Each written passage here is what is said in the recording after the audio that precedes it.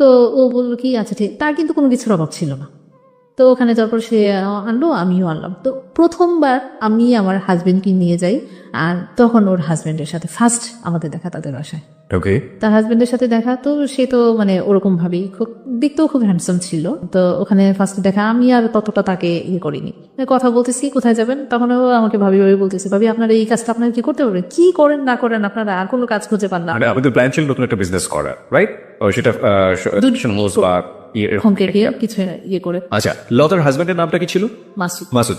মানে মাসুদ আপনাদেরকে বলছে ভাবি কি সব করতে চান, এগুলো তো কি হবে করেন না। না করেন আপনি তো কিছু বুঝি না। বাট মাসুদ আপনার দৃষ্টিতে প্রথম দেখাতে হ্যান্ডসাম ছিল। তারপর হলো কি যে তখন আমরা গেলাম, আমার হাজবেন্ড ওরা দুজন গেল বাইকে আর আমরা রিক্সা করে ওইখানে গেলাম। তো ওখান থেকে দাদির সাথে কথাবার্তা বলে তারা উনি আমাদের পরের দিন আমাদের কিছু কাপড় চোপড় দিল, যেগুলো আপনারা করাই নিয়ে আসবেন। তো আস্তে আস্তে দেখা যায় সেই বেশি করতো, আমি এটাতে নিয়ে আমি এত লুক পাবো কোথায়, তা আমি কম রাখতাম, আমি নিজে করতাম। তারপরে আমার এখানে একটা মেয়ে ছিল, ওকে দিয়ে করাতাম। তো যাই হোক, এরকম করতে করতে এটাও শেষ পর্যন্ত দেখা যায় যে মানুষ ঠিক মতো করতো না, অনেক প্রেশার পড়ে যেত। তারপর আস্তে আস্তে এগুলো করতে করতে তাদের সাথে একটা সম্পর্ক তো ভালো হয়েই গেল। পরে আস্তে এই ব্যাপার নিয়ে লতার সাথে আমার অনেকদিন ধরে ফোনে যোগাযোগ নেই। কি ব্যাপার, ফোনে কথা বলতে একদিন ফোন দিলাম, ফোন দেওয়ার পরে তার হাজব্যান্ড ধরলো। ওকে, তার পার্সোনাল নাম্বার, হ্যাঁ নাম্বার ছিল না, তো ও ধরলো। মাসুদ ধরার পরে তো আমি বললাম যে লতা কোথায়, বললো যে কেন, ওর দরকার কি, বলতেছি একটু দরকার আছে। তো বলে যে আমার কাছে বলা যায় না, আমি কি আপনার কাছে কি বলবো, আমি ওকে একটু দেন। ও তো বাবার বাড়িতে চলে গেছে, আমাকে বাবার বাড়িতে চলে গেছে, ও তো কালকেও আসলো। তা বললো যে কত কিছু হয় আমাদের মধ্যে, তা বলে কি আমি কি আপনার সাথে কথা বলতে পারি। মাসুদ আপনাকে বলছি যে আপনার সঙ্গে কথা বলতে পারে কিনা। পারি কিনা। তখন আমি বললাম যে আপনি আমার সাথে কি একটু কথা বলবেন, না আপনাকে না, আপনার সাথে কথা বলতে ভালো লাগে। তো কথা বলতে ভালো লাগে, আপনাকে ভালো লাগে, এসে আমি কি উল্টাপাল্টা কথা বললেন ভাইয়া, আপনি এগুলো কি করছেন বলা আপনার মানায়।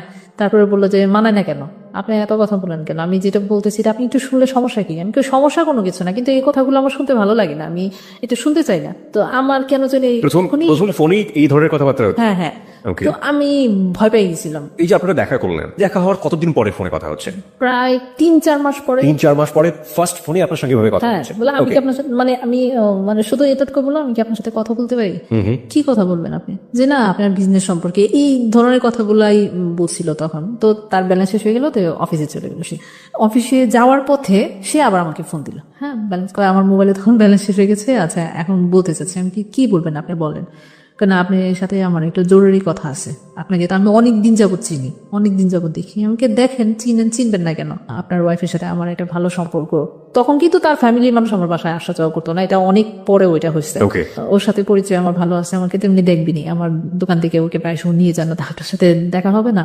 তো এই 2-1 দিন জাস্ট এতটুকুই, প্রায় সপ্তাহখানেক যাওয়ার পরে তো কথা বলতে বলতে একদিন বললো কি অফিসে যাওয়ার সময় আমার মোবাইলে আবার ব্যালেন্স করলো, মোবাইলে এগুলো জিজ্ঞেস করার পরে এইগুলো জানি ব্যালেন্স শেষ হয়ে গেলো, ব্যালেন্স করে তারপর বললো কি যে এই ফার্স্ট তার কাছ থেকে কখনোই আমি মানে কোনো জিনিস, আমার এই জিনিসটা খুব খারাপ লাগতো, কারোর কাছ থেকে কোনো কিছু নেওয়াটা সবচেয়ে বেশি খারাপ লাগে এগুলো।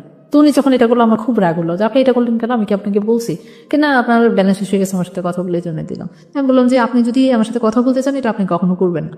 আপনি অনেক প্রেস্টিজিয়াস আপনার জায়গা থেকে, আমরা বুঝতে পারছি আপনার কথা, কিন্তু একটা প্রশ্ন এসেই যায় যে আপনি যদি কারো কাছে বিজনেসের কথা জিজ্ঞেস করেন, সেটার জন্য 2 মিনিট সময় লাগে, 3 মিনিট সময় লাগে, কিন্তু কথা বলতে বলতে গিয়ে আপনাদের ব্যালেন্স শেষ হয়ে যাচ্ছে এবং সে আপনাকে ফ্লেক্সিলোড করে দিচ্ছে। নিশ্চয়ই এটা প্রথম দিনই দেয়নি, কয়েকদিন পরে দিয়েছে। একদিন পরে। এই সময়টা আপনারা কি ধরনের কথা বলেন? এই যে আপনার বিজনেস কেমন চলতেছে, ওটা যে করতেছে, এগুলো কোনো কথা হলো, এগুলো কোনো কাজ হলো, এটা কি করেন, এটা না করে অন্য কিছু করতে পারেন না, যেটা করতেছেন ওইটাই ভালো করে করেন, ওইটাই মনোযোগ দিয়ে করেন। যাই হোক, তো কয়েকদিন যাওয়ার পরে উনি আমাকে সরাসরি বলে যে আপনাকে না আমার খুব ভালো লাগে। এখন মানুষ তো কেউ তো ভালো লাগতেই পারে, তো না আমি ওইভাবে না, আপনাকে আমার অনেক ভালো লাগে। তো তখনই আমাকে সে প্রপোজ করে একটা সরাসরি বলে, কি প্রপোজ করে?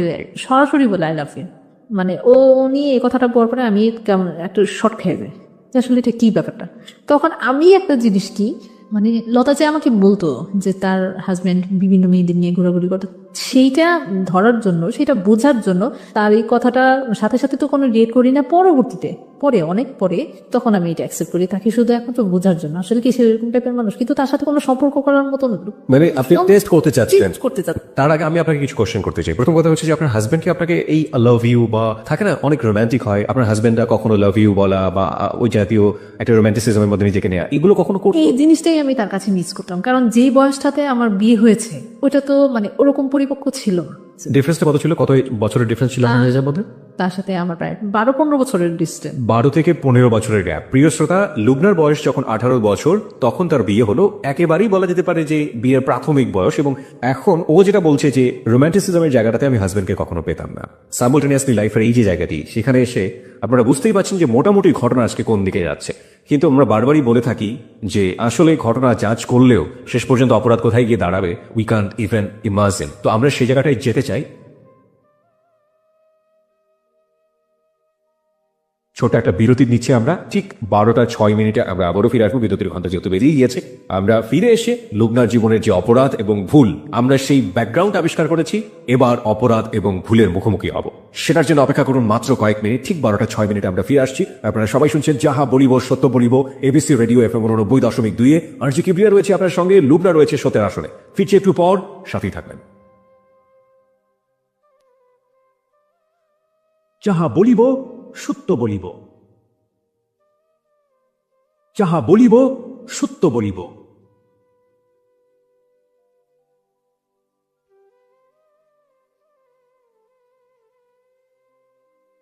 প্রিয় শ্রোতা, 12:06 হচ্ছে সময়। আমরা সংবাদের বিরতির পরপরই আবারও ফিরে এসেছি যাহা বলিব সত্য বলিবতে। আপনি শুনছেন আরজি কিবরিয়াকে, এবং আরজি কিবরিয়ার সঙ্গে রয়েছে আরজি কিবরিয়া টিম, আরজি সুমন ও সাউন্ড এডিটর মঞ্জু। এবং আমাদের সঙ্গে আজকে সত্যের আসনে রয়েছে লুবনা, তার জীবনের অপ্রিয় সত্যগুলো নিয়ে। অপ্রিয় সত্যের ব্যাকগ্রাউন্ড আমরা আবিষ্কার করেছি 11টা থেকে 12টার মধ্যে। এই পর্যায়ে আমরা একেবারে অপরাধ আর ভুলের মুখোমুখি হব। আর আপনাদের সবাইকে বলছি, আপনারা যদি লুবনাকে দেখতে চান চলে আসতে পারেন আমাদের ফেসবুকে। আমাদের ফেসবুকের ঠিকানা facebook.com/ABC Radio FM 89.2। ওখানে গিয়ে আপনি যে লিঙ্কটা পাবেন সেখানে লাইক দিলে আপনি সঙ্গে সঙ্গে এই ছবি দেখতে পাবেন এবং ওখানকার মেম্বার হয়ে যাবেন, আমাদের এবিসি রেডিওর মেম্বার হয়ে যাবেন। ওকে লুবনা, ফিরছি আপনার কাছে। আপনি যে জায়গাটিতে ছিলেন, যে আপনি এক ধরনের টেস্ট করতে চাইলেন যে আসলেই লতা সত্য বলেছিল কিনা, সেটার জন্য আপনি এগ্রি করে নিলেন যে okay I love you too, right? হ্যাঁ, তারপর অনেকদিন পরেই হচ্ছিল। যাই হোক, আমার কাছ থেকে এটা অনেকদিন পরে ব্যাক করি। জি। তো এভাবেই আমাদের দিন চলতে থেকে, কথা বলতে থাকি, ছেলে মেয়েদের নিয়ে কথা হয়। আর ও তখন বেশি বেশি লতাকে আমার দোকানে মানে পাঠাতো, মানে আসলেই সে নিয়ে যেতে পারবে, নিয়ে যাওয়ার ছিল আমাকে দেখে যেতে পারবে। ওকে। হ্যাঁ, তো আমাকে অনেক ফোর্স করতো মানে বাইরে যাওয়ার জন্য, চলো বেড়ায় আসি, ঘুরে আসি। সে আবার লতার কাছ থেকে আমার ফ্যামিলি ব্যাকগ্রাউন্ডটা জানলো যে আমার হাজবেন্ড কিরকম সে। তো আমি যেহেতু ওর কাছে সবকিছু বলতাম, তো ও যখন ওদের স্বাভাবিক সে এত কষ্ট থাকে, সে এরকম করে, এটা স্বাভাবিক আমাদের। উইকনেসটা সে জেনে গিয়েছে। হ্যাঁ, জেনে গিয়েছিল। Okay. জেনে যাওয়ার পরে এক তো আমাকে তার ভালো লাগে, তারপরে আবার সেই জিনিসগুলো জানতে পারলো, তার মধ্যে সে আমার প্রতি আরো বেশি দুর্বল হয়ে গেল। তো সে আমাকে বলার পরে অনেকদিন পরে আমি তাকে টেস্ট করানোর জন্য, তো আস্তে আস্তে তার সাথে কথা বলতে বলতে আমিও একসময় বললাম। তো ও আসতো, দেখতাম, মানে আমি প্রথম আগে তো যেতাম যে বান্ধবীর হাজবেন্ড, সালাম দিতাম, কথা বলতাম। তো ও আসলে সালাম দিতে, কথা বলতে কি ব্যাপার, মানে তখন সে থাকতো সাথে, তো ভালোভাবে কথা বলতাম। পরবর্তীতে যখন আমি এটা বলার পরে আমার ভয় লাগতো তার সামনে যেতে, মানে কেমন আনইজি ফিল করতাম, মানে খুব লজ্জাও লাগতো যে যাওয়াটা। যাই হোক, তো এইভাবে করতে করতে তো একদিন ফোনে বললাম যে কি ব্যাপার, আমি তো ওকে আনতে যাই, এটা তো তোমাকে দেখার জন্য। আমি বললাম যে দেখার জন্য, দেখা তো হবেই, দেখতেছেন না? আমিও তখন আপনি করে বলতাম, দেখতেছেন না? যাই হোক, এভাবে করতে করতে আমাদের কথা বলতে বলতে অনেক সময় কেটে যায়, প্রায় 1 বছরের মতো। শুধু কথাই বলেছে? হ্যাঁ, কথা। আচ্ছা, এই কথাগুলো বলতেন কখন? রাতের বেলা তো বলার সুযোগ ছিল না, কারণ হাজবেন্ড ছিল। যখন দোকানে থাকতাম, দোকানের সময়টা বলতেন? অফিসে থাকতো। ওকে। তখন ফোন করতাম দিনের বেলাতেই? হ্যাঁ, দিনের বেলা। ওকে। আবার নটার শেষ করে কাছে থাকতাম, বাসায় যেতেন? হ্যাঁ, বান্ধবী মানে হ্যাঁ, 1 বছরের মধ্যে তাদের ফ্যামিলি ভাবে সম্পর্কটা এমন ভাবে হয়েছে, মানে নিজেদের রক্তের সম্পর্ক মনে হয় নিজেদের আত্মীয়তার মধ্যে। এর মধ্যে লতা আপনাকে কোনো সন্দেহ করে না? সে কখনোই আমাকে কোনো ব্যাপারে মানে সন্দেহ করতো না। এই যে একসাথে কথা বলতেছি, অনেক সময় দেখা যায় না যে ভালোবাসি আমরা একজন আরেকজনকে, এই যে কথা বলতেছি, অনেক সময় সে আমাকে একটা মানে আদরের ভঙ্গিতে একটা কথা বললো, কি গো তুমি কি, মানে কিন্তু আদরের ভঙ্গিতে কথা বললো।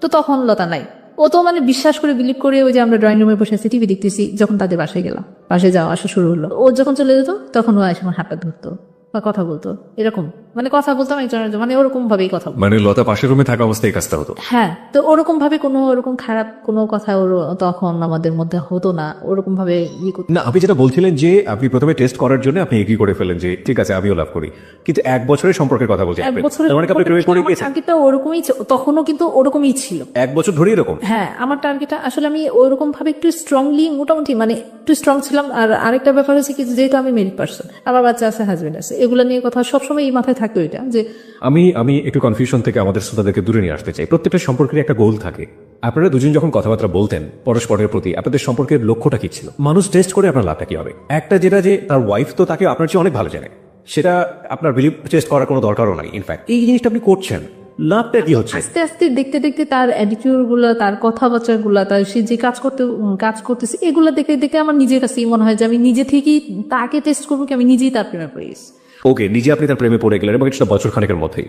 আচ্ছা, কিন্তু প্রেমে পড়ার আগে আপনি তো আপনার লিমিটেশন গুলো জানতেন যে আপনার একটা সংসার আছে, আপনার হাজবেন্ড আছে, আপনার বাচ্চা আছে দুটো, এবং তারও তো সংসার আছে।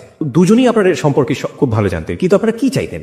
মানে কথা বলতে ভালো লাগতেছে, ভালোবাসতেছি, যা ভালো লাগছে আপনারা সেটা করে যাচ্ছেন। হ্যাঁ সেটাই কথা বলতে যাচ্ছি, মানে করে যাচ্ছি। ঠিক আছে, হয়তো আমি আমার হাজবেন্ডকে নিয়ে কখনো বেড়াতে যেতে পারতাম, সে কোথাও মানে 6-7 বছর ঢাকা থেকেছি, কোথাও নিয়ে যায় না, ছেলে মেয়েদের নিয়ে চলো একটু বেড়াতে যায়, এই জিনিসগুলো তার মধ্যে ছিল না। ওকে, ঠিক আছে, তো মাঝে মধ্যে যখন বলতো যে আজকে ফ্রি আসো চলো একটু বেড়াতে যাই, ও বলতো। ঘুরে আসে। হ্যাঁ, তো আমিও আচ্ছা, আপনিও কি কখনো জিজ্ঞেস করছেন তুমি তোমার ওয়াইফকে নিয়ে বেড়াতে নিয়ে যাও কিনা? আমার ভালো লাগে না। ও বলতো ভালো লাগে না। হ্যাঁ। ভেরি ভেরি ইম্পর্টেন্ট পয়েন্ট প্রিয় শ্রোতা, সেটা হচ্ছে যে ওনার কিন্তু বেড়ানোর অভ্যাসটা মনের মধ্যে আছে এবং সেটা আলটিমেটলি নিজের ওয়াইফের সাথে উনি প্র্যাকটিস করছেন না। কেন করছেন না সেটা অন্যরকম একটা ব্যাখ্যা থাকতে পারে। আচ্ছা, আপনার হাজবেন্ড যদি আপনাকে বেড়াতে নিয়ে যেত, বা আপনার হাজবেন্ড যদি আপনাকে ওই যে খুব রোমান্টিক একটা মোমেন্টে বলতো আমি তোমাকে অনেক ভালোবাসি, তাহলে কি এই মানুষটার আপনার জীবনে কোনো প্রয়োজন থাকতো? কোনো ঘটনাই ঘটতো না তখন, কোনো ঘটনাই ঘটতো না। ওরকম একটা প্রত্যেকটা মেয়ের জীবনে যেরকম চায়, হয়তো সম্পূর্ণ না, কিছুটা হলো। আর সবচেয়ে বড় কথা হলো কি, আমাদের যুগে মেয়েরা আমরা চাই যেটা, যে আমার হাজবেন্ডের টাকা পয়সা থাকবে, মানে ওরকম যেটা আমি চলতে পারি, কারো কাছে যেন হাত পাততে না হয়, ফ্যামিলির কাছে এরকম হাত পাতে কিন্তু কোনো মেয়েই চায় না যে বিয়ের পর আবার ফ্যামিলির কাছে হাত পাতা। তো এগুলাই কিন্তু আমাকে তার কাছ থেকে অনেক দূরে চলে নিয়ে। ওকে, তারপর কি হলো? বেড়াতে নিয়ে যেতে চান? তারপর বেড়াতে যেতাম, যেতেন আপনারা বেড়াতে? হ্যাঁ। কিভাবে ম্যানেজ করতেন? আমি ওই যে তখন আমার হাজবেন্ড থাকতো না, কাজে বলতো যে আমি ব্যবসার কাজে, হয়তো দেশে বাড়িতে থাকতো বেশিরভাগ সময় যেত। আবার আরেকটা জিনিসটা আমি তাকে আসলে জিজ্ঞেস করতাম না তখন, মানে যখন তার সাথে আমি সম্পর্কে জড়াই যাই তখন হয়তো তার প্রতি আমার এতটা কেয়ার আর কোনো কিছুই ইয়ে লাগতো না। কি করতেছো না করতেছো, কি হইতেছে না হইতেছে, তারপরে তো সে তার একটা সন্দেহ ঢুকে গেলে কি ব্যাপার, সে এখন আগের মতো এরকম না, বাসায় এত হইচই করি না, কোনো কথা নাই, আমি আমার মতো চলতেছি, এটাই তার আরো বেশি ইয়ে লাগলো। তখন আস্তে আস্তে খালি উল্টাপাল্টা কথা বললো শুরু করলো।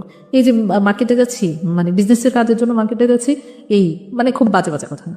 আপনার হাজবেন্ড, আপনারা যেভাবে শুরু করলেন নতুন একটা জীবন বা নতুন একটা থিঙ্কিং, এইখানে আমরা একটু ক্লিয়ার হতে চাই। লাইক আপনি ওর সাথে ঘুরতে যাচ্ছেন, সো ডেঞ্জার, খুবই বিপজ্জনক ব্যাপারটা, তাই না? কোথায় ঘুরতে যেতেন, কিভাবে করতেন? আমাদের ফার্স্টলি যাওয়া হলো মিরপুর বেড়িবাঁধে। মিরপুর বেড়িবাঁধে, ওকে। মানে খুব সুন্দর একটা লোকেশন। আমি মানে আমার জীবনে কোথাও ঘুরতে যাওয়া মানে এই ফার্স্ট। আমার হাজবেন্ডের সাথে একবার গিয়েছিলাম সিলেটে। সে কি কোনো বাইক ছিল? হ্যাঁ, ওর বাইকে করে আপনি গেলেন বেড়িবাঁধে। ও ওয়াইফ তখন কোথায় থাকতো? তার ওয়াইফ বাসায় থাকতো। বাসায় থাকতো এবং ওয়াইফ জানতো যে ও অফিসে গেছে বা অন্য কোথাও গেছে। আপনার হাজবেন্ড জানতো যে আপনি আপনার বিজনেস নিয়ে ব্যস্ত আছেন। ব্যস্ত আছি। সে ম্যাক্সিমাম সময় তখন সে ঢাকা থাকতো না যখন আমি যেতাম। হ্যাঁ, তখন আমার বাচ্চাদের অনেক সময় করতাম কি, ওর বাসায় বাচ্চাদের, আমার বান্ধবীর বাসায় বাচ্চারা, বান্ধবী বাচ্চা টেক কেয়ার করো, আমরা দুজন ডেটিং করে আসি। তো এরকম বেশি দিন হয় নাই, একবার হয়েছে এরকম। এটা আজকে শুনলে সে প্রচন্ড কষ্ট পাবে আমি জানি। তারপর তার সাথে ঘুরতে যেতাম, ভালো লাগতো, কথা বলতাম, ভালো লাগতো। এভাবেই করতে করতে আমাদের দিন অনেক দিন পার হয়ে যায়। তো এর মধ্যে হলো কি, আমি অসুস্থ হয়ে যাই। আমার জন্ডিস ছিল একবার, হয়েছে ওর সাথে সম্পর্ক না হওয়ার আগে, আমি ফার্স্টলি যখন ঢাকায় আসি তখন। আর তারপরে হয়েছে তার সাথে রিলেশন হওয়ার পরে, অনেক পরে হয় এটা। একবারে অনেক কিছু ঘটনার, মানে তার সাথে সম্পর্ক, রিলেশন, অনেক মানে ফিজিক্যালি রিলেশনও তার সাথে হয়ে যায়।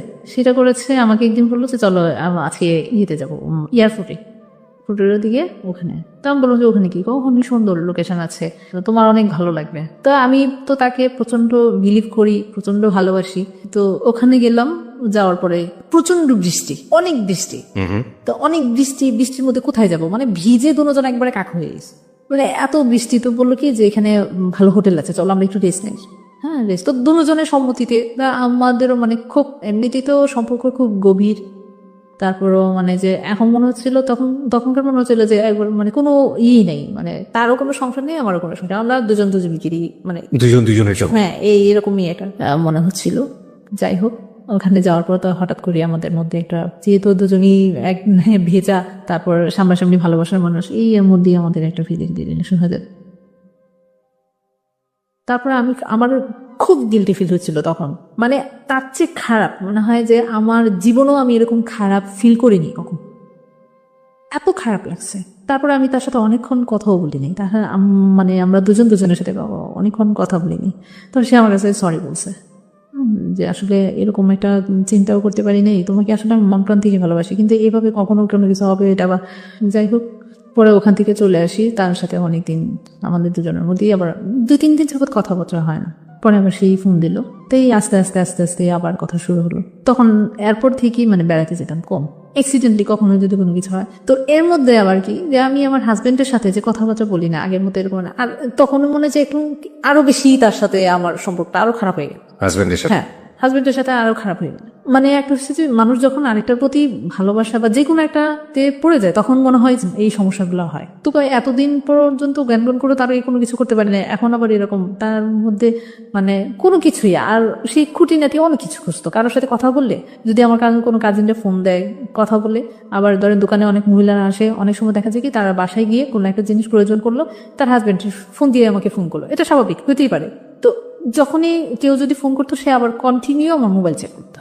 হাজবেন্ড আপনাকে সন্দেহ করে শুরু করলো? হ্যাঁ, যখন আমার ফোন ইউজ করলাম, ফোন নিলাম আমি, তখন থেকেই তার এই জিনিসটা মানে খুব হয়েছে যে সন্দেহ করতে, যে মানে তখন তুই তো খাড়ির মধ্যে চলে তুই কোথায় গেছিলি, ওই যে এখানে গেছিস, ওই যে মার্কেটে যাস। অনেক সময় দেখা যাচ্ছে সে থাকে না, আমাকে মার্কেটে যেতে হয় একাই, কোনো কিছু প্রয়োজন করলো গিয়ে পুরুষ মানুষের সাথে গেছিলাম করতে, বাচ্চা বাচ্চা কথা বলতো, ঝগড়াঝাটি হতো, হ্যাঁ গায়ে হাত তুলতো, গায়ে হাত দিত। কি সে কন্টিনিউ তার একটা অভ্যাস ছিল কি একটা থাপ্পড় দেবে, মানে থাপ্পড়টাতে লাগতো অনেক, মানে এমন ভাবে গায়েগুলো হাত দিত, কিন্তু এগুলো কারোরে দেখানোর মতো না, বোঝানোর মতো না, কিন্তু আমি খুব মানে ব্যথা পেতাম, বলতাম যে অনেক সময় কান্নাও করতাম। আমি কি এইভাবে মানুষকে বাচ্চাদের সামনে কখনো এরকম করেছো? হ্যাঁ, বাচ্চাদের সামনে এগুলো করছো?